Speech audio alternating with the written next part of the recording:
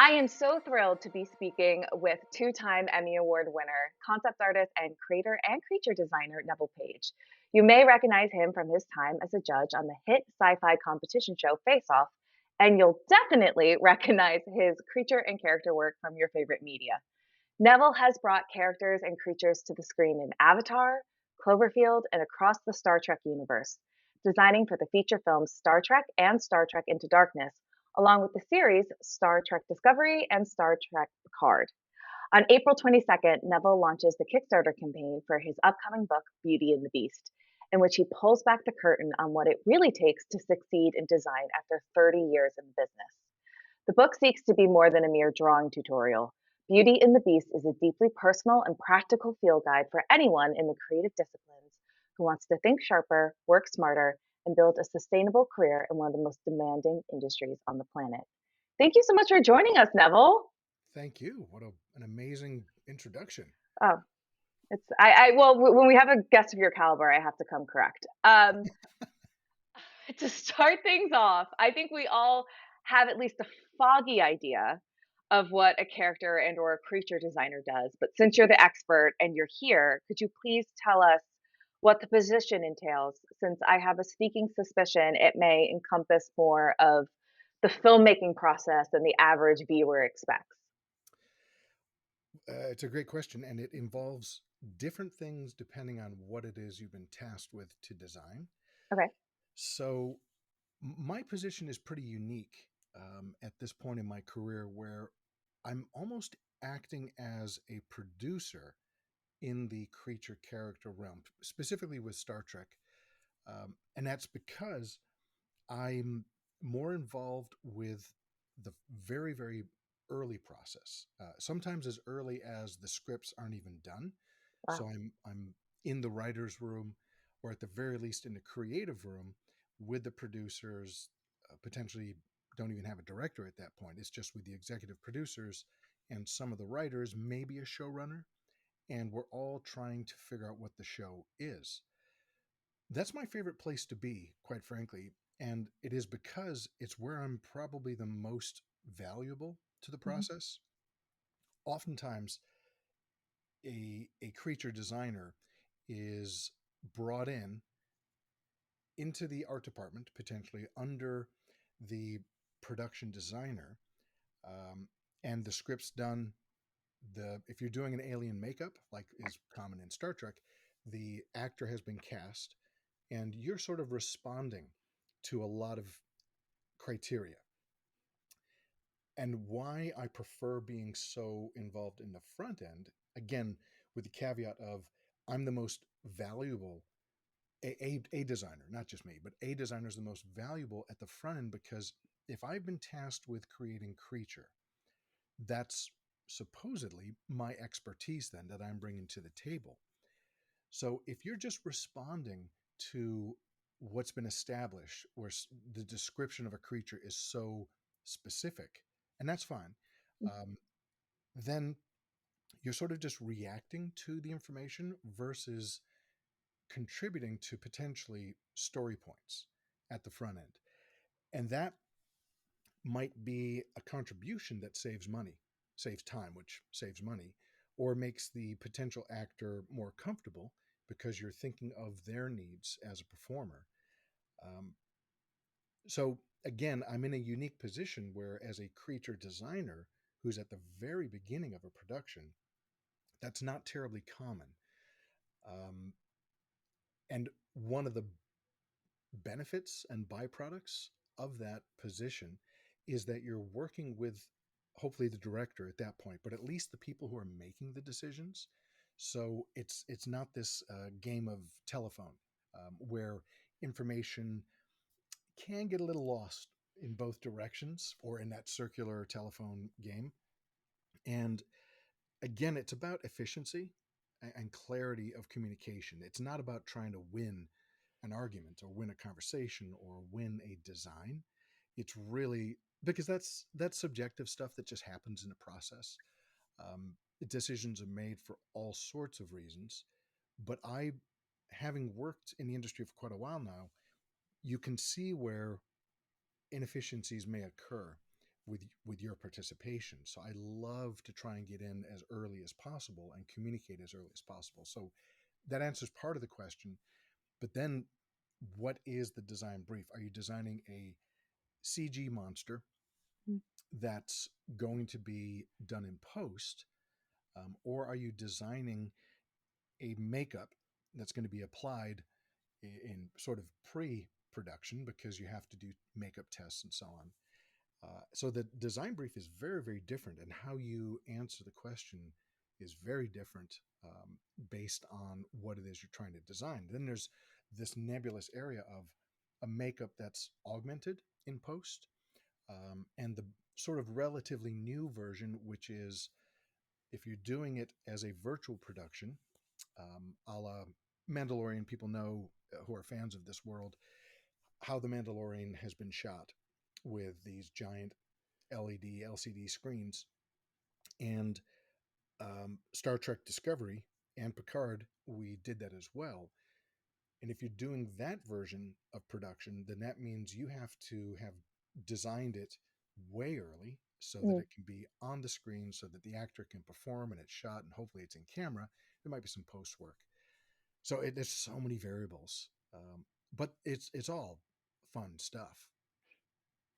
For sure. And I love what you were saying about coming into the process as early as possible and saving everyone headaches and not trying to win conversations. Like, I think sometimes in entertainment, we forget that everyone is allegedly on the same team. Mm-hmm. And I know I've personally experienced this Allegedly. allegedly, yeah, being the operative word. But yes, that we're all here to make something together rather than whose name or who's going to get the biggest back end on the project or who's going to be on stage accepting the Emmy. And that's such a critical awareness that if you're in a position like a producer or director to where you can in the most appropriate way remind people of that without saying it out loud, but just kind of creating that environment and setting the tone at the beginning, the production is just so much more pleasant for everyone. And when you realize that it is a singular product, the thing that people are watching. So that singular product on a DVD, or when you push a button and say play, everyone is contributing to that in some form. If you recognize that you're a part of that process, and just a part of it, some people have a much bigger part, of course, but then I think the collaborative spirit really comes alive. But the moment you forget that, and you're trying to push a personal agenda, whether it is to just be the victor of having your design selected, or you're imagining yourself, you've just started the production, you're already writing your acceptance speech for your award. It's like, oh, you've lost the plot, and things can get really ugly really fast. And I've been in it. Not as a person trying to do that. I have made Mm. mistakes in the past, not really understanding my role. I got fired from production at the very beginning of my career, and it was pretty traumatizing Yeah, because I mean, getting fired, and it wasn't a hey, we're no longer, um, we don't need your services kind of fired. yeah. It wasn't a we have creative differences fired. Mhm. It was you're fired. We're sending your stuff home. It was bad, and it was out of a misstep of mine provoked by a senior who never accepted responsibility for telling me to do what I did, um, because I assumed that they knew more than I did. Well, they did know more than I did, clearly, because I got fired for it. But in short, they simply said, hey, just show your work to the director. Let me have your work. I'll show it to the director. And showed it to the director, and my boss found out, and it was just handled so sloppy. But I was definitely thrown under the bus, which was not cool. But that was because I didn't understand the roles of people in positions, and I didn't understand the politics.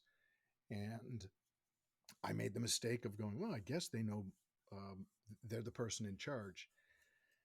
It was unfortunate. The production never happened, Oh, Maybe it was never made. shocker. I know. After But, that story.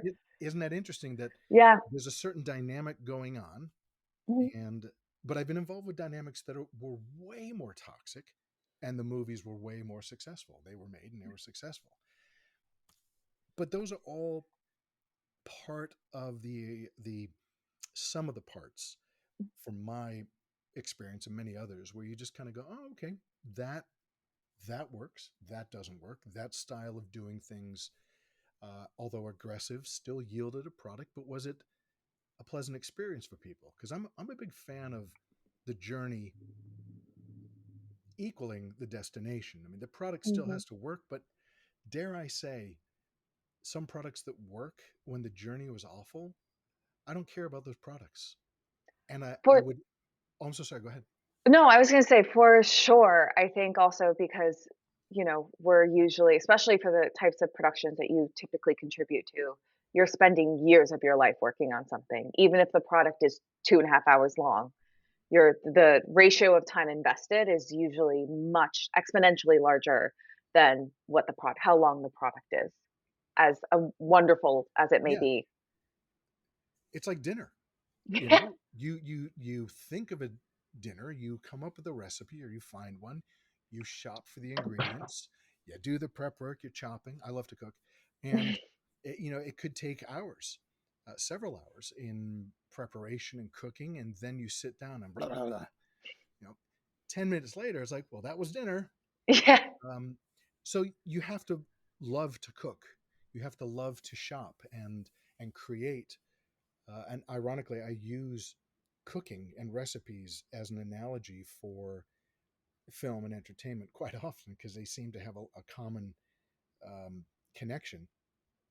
Um, Yeah. but yeah, it's journey and destination, knowing that the destination is quick, short-lived, subjective, a lot of opinions. Um, so what's important, and I think what when I'm in a position, and I've been fortunate to be in positions of managing a whole crew of people in the art form, I have found that naturally, from for my predisposition of wanting a certain experience for myself and for others, the productions I've been at the lead uh, Mhm. have been pleasant experiences for people for the most part. I think Mhm. there'll be some things that don't go as well, but and the destination, if it sucks at the end of a good experience, well, the experience, like you said, that was a long one. Mhm. So I overcooked the chicken breast. Okay, but at least you spent 10 minutes recognizing that, and the journey was good. So enough of my cooking analogies, but No, no, it's great. Well, speaking about the journey and the destination, I'm curious how you began your journey in this industry and in this field. How I think, there's a very, and for other careers, there's a very clear way that you become a doctor, that you become a lawyer. yeah. So how did you, and no matter what you do in entertainment, breaking in is tough. So how did you, what was your path to becoming the fabulous creature designer I see before me? Well, it's a great thing to understand when you're becoming uh, interested in a field, doctor, lawyer. It's very linear, Mhm. and luck plays a part in all things, but it's less about luck and it's more about strategy and planning to become a doctor, a lawyer, etc. In the entertainment field, well, a when one says I want to be in the entertainment field, it's like, well, that's fairly easy to. It's still harder than most. Mhm.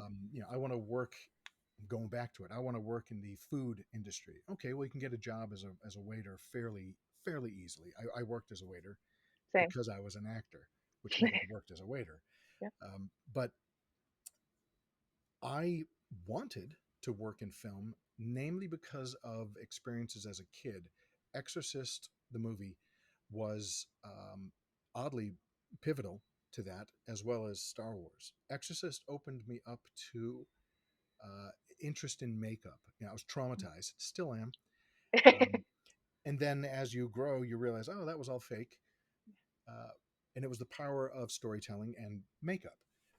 Then I think, like anyone, Star Wars and films like that affect you in a way of the fact that the world building drew you in.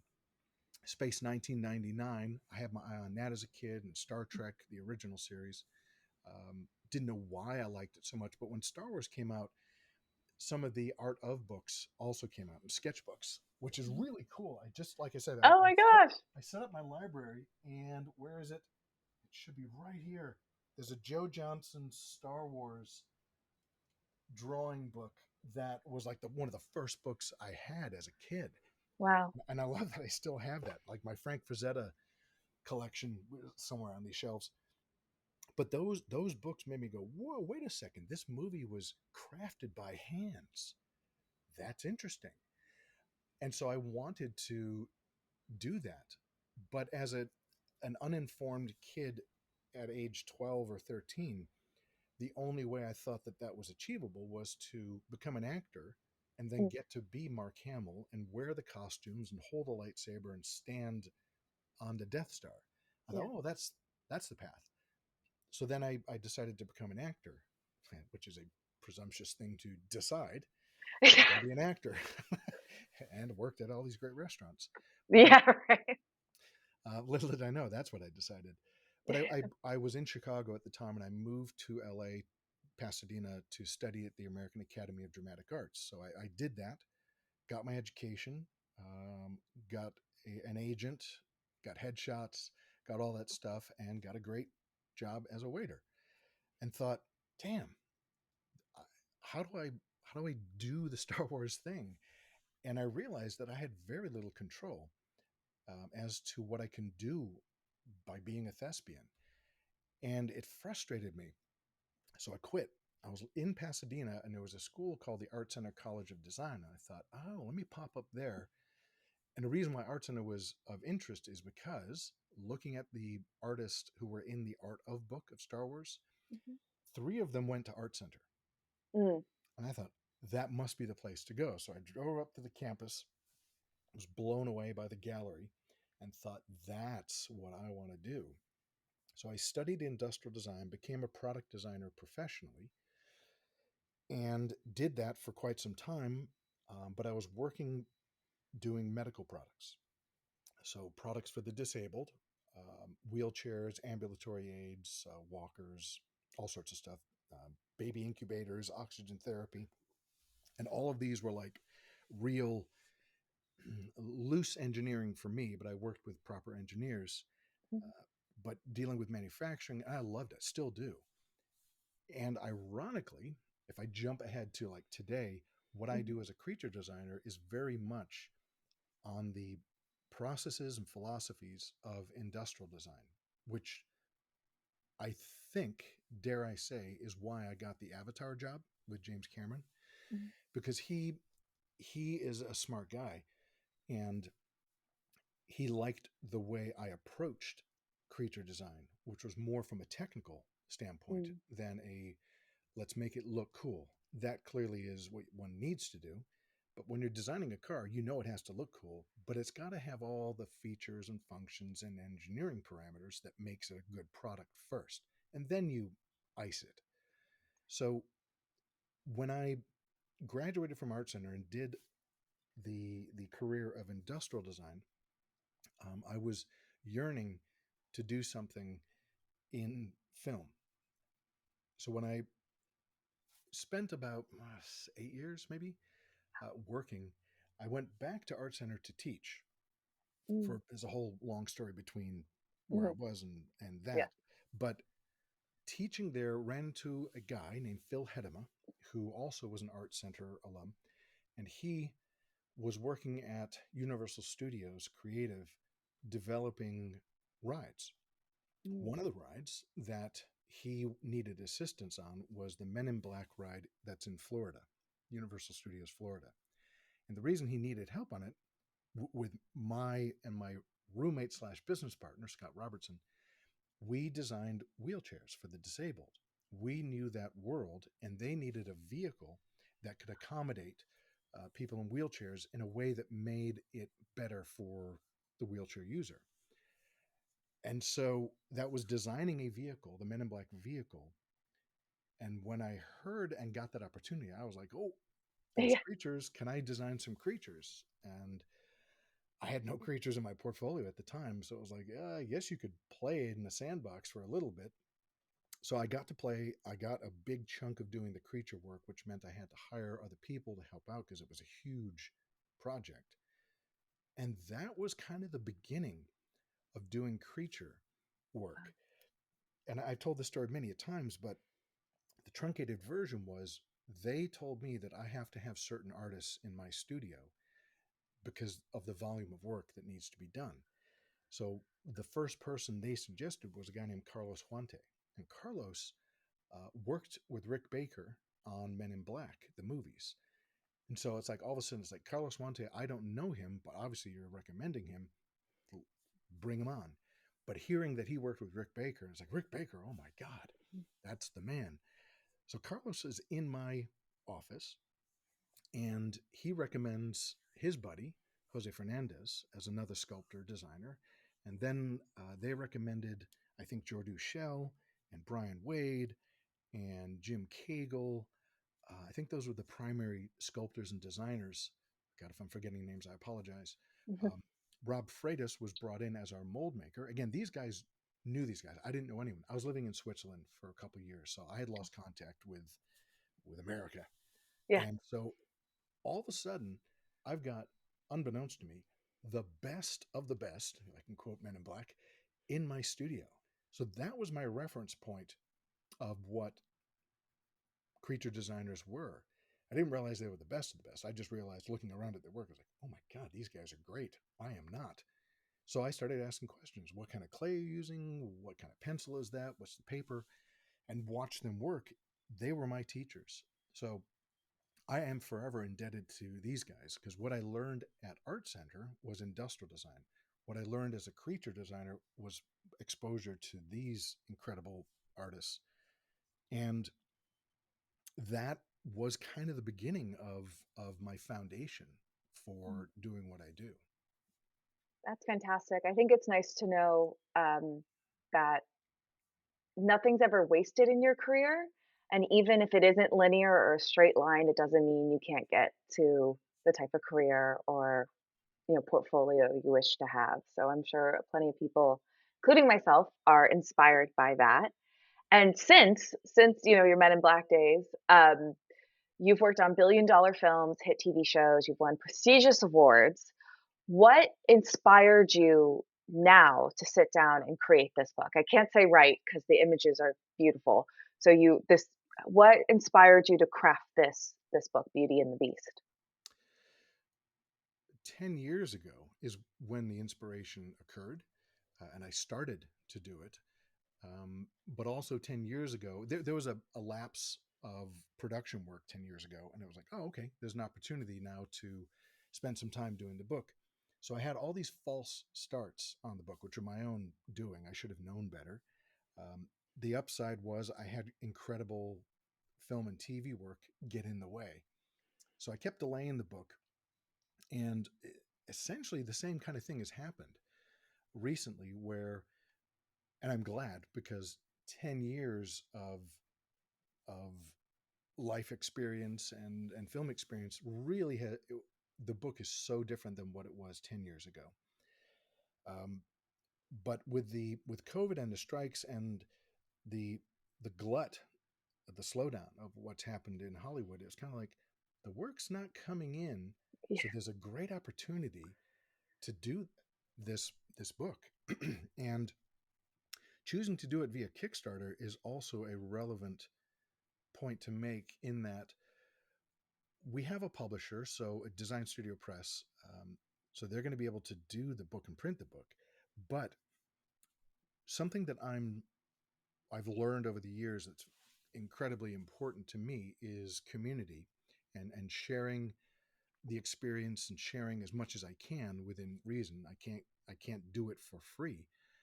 Um, but I could, if I can have a way to have the book become available at a discounted price, Kickstarter is just so great for that type of structure. You can do it at a discount before it goes into the world of proper retail sales. So that's sort of the biggest reason. Um, the downside to that is the perception of when you get it. If I started the book today, in terms of like the final building of the package that needs to get printed, it still takes the same amount of time, but you don't know that the book is happening. It just ends up on bookshelves, and people are like, "Oh, what's this?" So the Kickstarter campaign allows involvement, Mhm. which means you're aware of the book, but it's down the road. The book's not coming out for a bit. But that involvement, again, is a critical thing to me, is because people get to participate in the book within reason. You don't want to have too many opinions, too many cooks in the kitchen. But if you have people involved, oh man, it's such a. There are things. It's like teaching, and I've taught for about 20 years. Wow. Having students ask you questions Mm. that you don't know the answer to is a great thing, because it forces you, if you're doing a proper job of teaching, it forces you, one, to be honest and saying, I don't know the answer, but I do have the resources to find out, and it's not your job. Let me get back to you next week when we have class again, and I will have the answer, and hopefully you do. So doing the book this way is similar, in that somebody might ask a question of, hey, are you going to cover blah blah blah, or would you be able to do a demonstration on or cover this topic? And it's like, oh, I hadn't considered that, and maybe I have the answers for it and I'll include it. Or, that's a great question. At WonderCon, Mhm. I'm not. Were you at the one with Doug and I, or the Yes. one that was just a book? I was at the one with you and Doug. Okay, the book panel.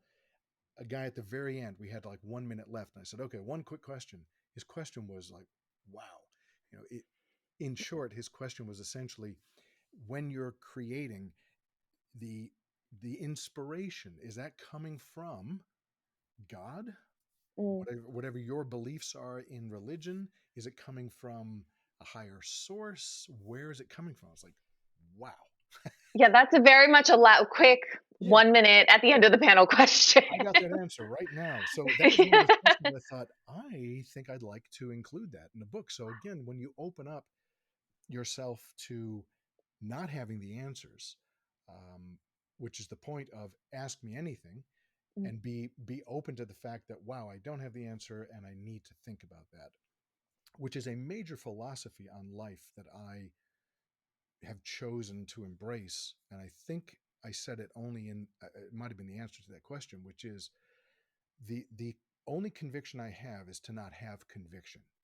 Mm. Because once you make a decision in a belief, whether it be religion, a process in art, a person that you're involved with, whatever it is, once you commit, and there are gray areas in this, but once you commit to a belief, you are now no longer open to growth. Mm. And, uh, or more important, which is part of it, you're no longer open to being wrong. And that's such an important thing, because none of us have, Especially as artists. especially as artists. Yeah. But how that translates to life is, once you buy into a thing, whether it be politics or religion or whatever, um, you're not open to collectively growing. So if we all just got along, but if we all just were willing to go, you know what, I believe in something, but I'm open to what you believe in. And you know what? That confirms that my belief is good for me. Mhm. Or, I hadn't thought of that. I'm now going to have to morph this point of view.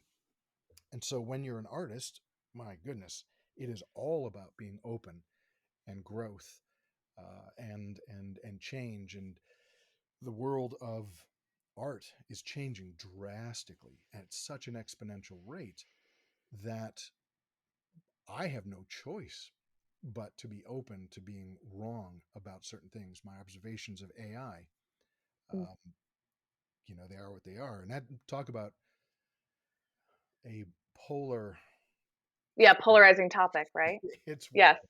wild. AI is, you might as well be talking about religion or politics when you talk about AI. Yeah. Yes, no, and I think it's also it all comes back to this idea of enjoying the journey just as much, if not more, than the destination with Hmm. kickstarting the book. It's yeah, because I that was one of my questions for you when we met at WonderCon. I'm like, I one of my best friends is a lit agent. Do you need an agent? Like, why are we doing this as a Kickstarter? Yeah. And as you just so beautifully repeated and elucidated, it's like, oh, that's why. Because there is something to be said to for everyone getting to be, even if it's just a small part of the process, being part of the process. Yeah. Yeah. And you mentioned something too about you were careful to pick your words, and I appreciate that about crafting the book. Mhm. Um, the book is a lot of text. Now that Right. might be to the chagrin of people who are thinking that the book is just a cover to cover portfolio of imagery. Yeah, pretty Um, pictures. yeah, and I hope that the pictures will be pretty, and there will be plenty, and there will be educational content in terms of this is the foundation of drawing and rendering. You're looking at the platonic forms. I've got them right here. Here's my little cylinder that I use, and it comes in two halves, so we can talk about Ah, form and change and all those things. Those are critical. Um, Without the foundation, you don't have anything. There's no point in building on top of a very soft foundation. But much of the book is also about how we the stuff that you don't need to draw, but you need to understand about being in this industry. And it could mhm, be by this industry, any art industry, whether you're a graphic designer, um, a chef. I think the book, if one chose to be abstract and buy a creature book, yeah, and they're a chef, you will get out of it a lot of valuable information because it's philosophy, it's approach. right. So the classic, do I deserve to be in this industry? I've got all sorts of self doubt and self loathing. I've again having I'm your classic artist who most of Mhm, my skills are by brute force. They're not mhm, God given talents. I really, really mm, had to work at them mhm, to become okay enough.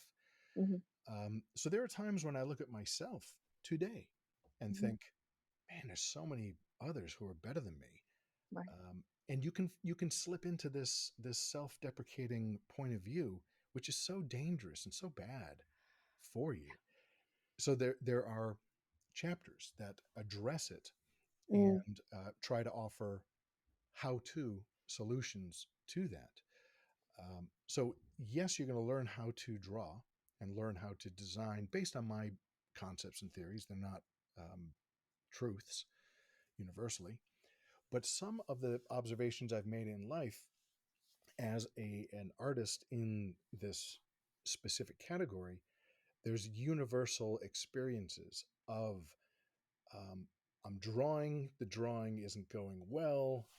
yeah, I crumble it up, I throw it into the bin, I try again. I'm having a writer's block, right. artistic block. So rather than say, "Oh, I suck and I'm done," Mhm, let's talk about that because those are yeah, experiences I had. 20 years with students, they've had it. So there's kind of like I will talk to my students and ask them, "Why do you feel like you can't move forward? What's blocking you?" So there's a lot of psychology in the book. yeah, It's kind of like three things in the book. There's the right. art of process thing, interesting, hopefully, steps to achieve a result. Then there's the psychological side of being an artist, which includes sort of, and that rolls into the third category, which is business. So Right. the psychology of how do I win the affection, which is a Mhm, strange way to put it, of my boss mhm, in the most appropriate of ways. right. How do I get them to believe in me without having to toot my own horn or become arrogant or appear arrogant? Yeah, So there's just a lot of that stuff in the book that when you're flipping through it and you get to several pages that are just words, I hope people will engage in that and realize, oh, that was a useless chapter because I'm not that. yeah. Or, wow, that was something I hadn't considered before.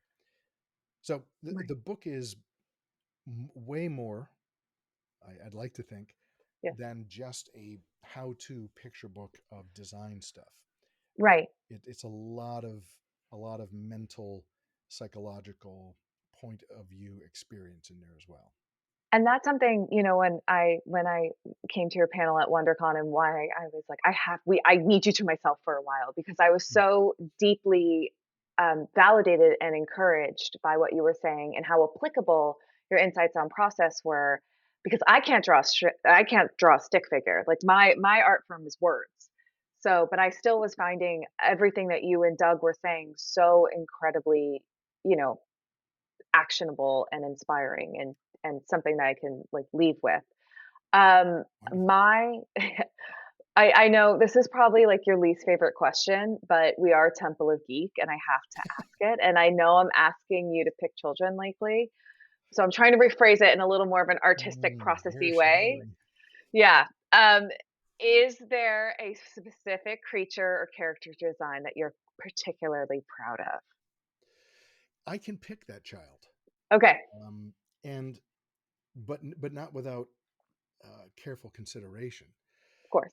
because there are experiences that are journey related versus destination. So the final design may not be exactly what I had hoped for, but the experience of creating it was really great.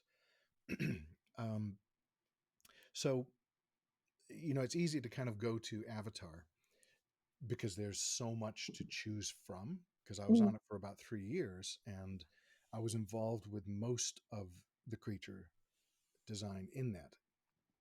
I'm not saying I was the one who designed them all, but I was involved in some capacity with them. Like the dire horse, for example, I was involved with it, but I don't really put my name on that design as that's one that I really did.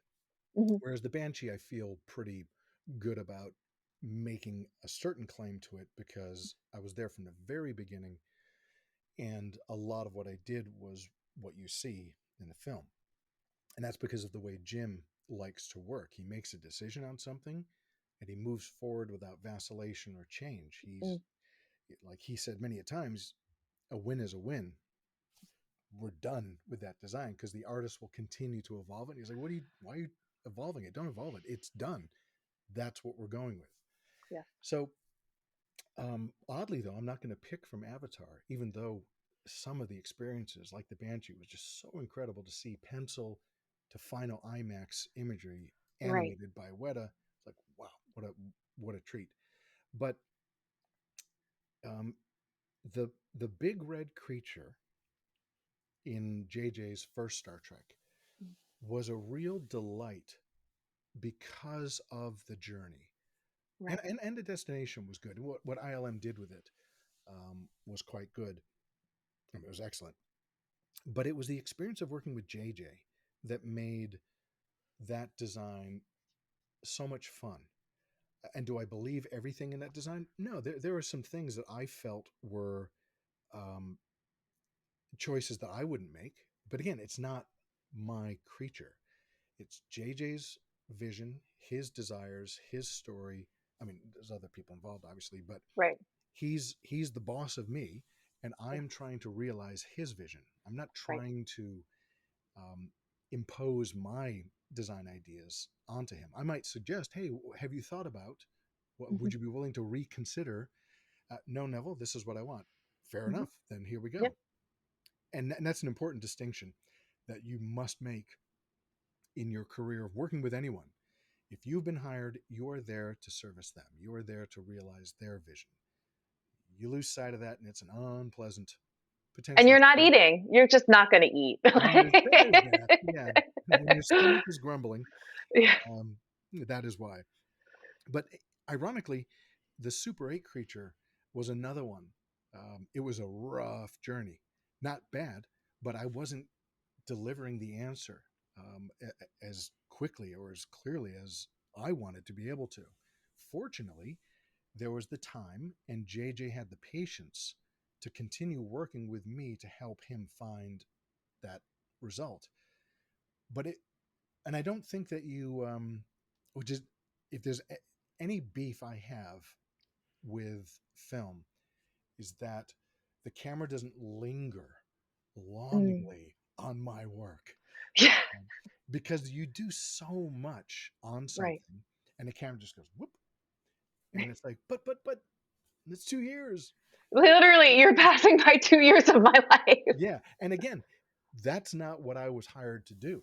I was hired to create something that they use in the narrative that they deem appropriate. So the fact that the camera isn't lingering on your work, that's just you wanting to be able to share with the world. Oh, this is what I did. But that's why there's the art of book and hopefully the internet where you can share your work. Right. But there was so much attention to the Super 8 creature. Again, the journey is what it was for me. Is every square inch was meaningful from a Mm, design point of view, and I again the style of working with JJ in particular. Other directors have this attribute as well, but JJ is just so easy and collaborative and fun to work with that you can't help but walk away from those experiences going that's a good memory. And I take from those experiences with JJ to my sets when I'm working on mm, stuff, when I'm directing. mhm. Maybe not consciously, but I just know that that felt good having that experience, and I think that's what I'm gonna do to others when I have the opportunity. For sure. I mean, I feel like I could talk to you for hours about process and art and creating, but unfortunately, we'd probably crash the software we're using. So, how can we all support Beauty in the Beast and your work? Well, I guess buying a book would be the most obvious thing. Um, Kickstarter is a funny thing. You need to communicate what the product is so that people will engage. And hopefully, the Beauty and the Beast is a product that appeals to people because of things we've discussed here. Um, yes, there's a fan base for the work I've done, but the book is, again, I'm sort of, my face is wincing as I say it because I'm not good at self promotion, but I Yeah, truly think the book has value way beyond the image. for sure. Um, and it and like I alluded to earlier, I am your most average type of artist and person. I'm not really inherently that talented, honestly. And I'm not saying that as a self-deprecating artist. I'm saying that, like, if I was to step outside of myself and to hire a group of people, I Right. have an opinion about Neville Page. I have an opinion about his work, some good, some not. Mhm, So what I think is valuable about a book written by me mhm, is that I'm identifiable. mhm, I don't come from wealth. I don't mhm, come from um, opportunity. mhm, I'm not a self made man. mhm, But most of what I've done has been because I've put the effort into it. Making the book, man, it's a lot of effort, particularly if you care mhm. about what it is you want to share. So I guess what I'm trying to sum up is that the book is universal in that you'll get it, you'll understand the stories, you'll relate to them because it's not based on a wealthy, privileged white male. Uh, Right. Definitely, it's white male experience. I can't deny that. But being cognitive of the white male experience, trust me, my goals beyond the book, way beyond the book, which is going to be antithetical to certain political points of view, but I am about inclusion. Mhm, I'm about making sure that people that are disenfranchised, those that don't have a voice, are given an opportunity in some way by what I'm doing, either with the scripts I've written, with the stories I want to tell, or the other experiences. So um, I'm I'm about that, mhm. and I want to have that be a part of the book as well, which is again the impetus for Kickstarter is inclusion Yeah. of other people's voices, and Right. anyone who participates in the book gets a credit in the book. Their name goes into the book as a contributor because the book wouldn't happen without people's involvement, financially, Fabulous. obviously. Yes. So, what would help is participating in some form, spreading the word if you believe in the book, obviously. If you don't, don't. Um, and that would be it, really. Where can, yes. Now I have to be your PR person. Where can we find you online, both on Instagram, and what's the Kickstarter link that everyone can go become a part of this a fabulous book? Thank you for asking. It's pretty simple. The link to sign up for Mhm, early pre campaign to mhm, basically get on the mailing list is mhm. my name. So NevillePageKickstarter.com. Great. Um, I'm most easily found on Instagram. I think that's where I'm fortunate to have the followers that I do. I don't participate in Facebook much these days. And Twitter, X, um, is a unique place Yes, to to put it engage. diplomatically. Yes. Yeah, I wish it was more about the art, and I Yes. sometimes see Instagram drifting away from what it was in its heyday. Mhm, But it's all about your personal algorithm and your intentions of what you want to put out there. I mhm. try to put out creativity and support. There's an Yeah. occasional um, mention that I'll make in support of various communities. But for the most part, I try and stay engaged from an artistic point of view. So you can find me on Instagram. It's just my name. Um, and for those who are interested in creating your own new accounts, I suggest you use just your name. Don't come up with these crazy Yes, yes. names and titles. I see people do that when they start to list, oh, you can find me on Instagram as, Hoodoo Howley, and on X, Yeah. you can find me as the boss, and on this, Yeah, it's yeah, always yeah. no, It's like streamline. Keep just it use simple, your stupid. name. Yeah, yeah, Your, yeah. your parents thought about that name for you for a reason. Just use it. It works. Yes, yes. Well, thank you so much. We're so excited to I'm so sorry. I'm exhausted. That's Didn't sleep okay. well last night. Thank you so much. We're so excited for the release of the Kickstarter and then the release of the book. And I'm very excited to keep following along your journey and seeing your work on screen, Neville. Thank you so much. I so appreciate the interview, and it's been a delight chatting with you. Anytime. Yeah. Yay.